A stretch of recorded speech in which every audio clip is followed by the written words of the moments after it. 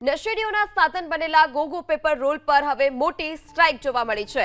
રાજ્યમાં અનેક ઠેકાણે ગોગો પેપર વેચનાર વિરુદ્ધ કાર્યવાહી। ભાવનગર બાદ હવે પાટણ કલેક્ટરે પણ જાહેરનામું છે તે જાહેરનામું બહાર પાડ્યું। ઓક્ટોબરમાં ભાવનગર મહિનાની શરૂઆતમાં જ પાટણ પ્રશાસને જાહેરનામું બહાર પાડ્યું હતું તો ગોગો પેપર અને કોન પર પ્રતિબંધ મૂકતું પાટણમાં જાહેરનામું પ્રસિદ્ધ કરવામાં આવ્યું છે।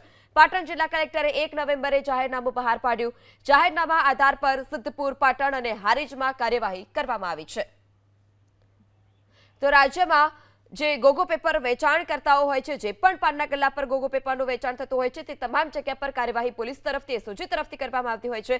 ત્યારે હવે પાટણમાં પણ કલેક્ટરે જાહેરનામું પ્રસિદ્ધ કર્યું છે કે ગોગો પેપર અને કોન વેચવા પર હવે સંપૂર્ણ પ્રતિબંધ છે। કલેક્ટરે 1 નવેમ્બરે જાહેરનામું બહાર પાડ્યું અને જાહેરનામાના ભાગરૂપે જ અલગ અલગ વિસ્તારમાં જે ચેકિંગ છે તે ચેકિંગ કરવામાં આવી રહ્યું છે અને ચેકિંગના ભાગરૂપે જે વિસ્તારમાંથી જે પણ પાનના ગલ્લા પરથી અથવા તો અન્ય કોઈ જગ્યા પરથી ગોગો પેપર અથવા તો ગોગો કોન મળી આવે તો તેમની સામે કડક હાથે કાર્યવાહી જે છે તે કાર્યવાહી કરવામાં આવી રહી છે। ત્યારે રાજ્યમાં અનેક ઠેકાણાઓ પર આ પ્રકારે કાર્યવાહી જે છે તે થઈ રહી છે। આ સાથે જ જે અમુક ઓનલાઈન પ્લેટફોર્મ છે ત્યાં પણ આ પ્રકારે ગોગોનું વેચાણ થતું હોવાનો એબીપી અસ્મિતાએ પર્દાફાશ કર્યો છે। એબીપી અસ્મિતાના અહેવાલ બાદ સમગ્ર રાજ્યમાં પોલીસ તરફથી, એસઓજી તરફથી ચેકિંગ હાથ ધરવામાં આવ્યું છે।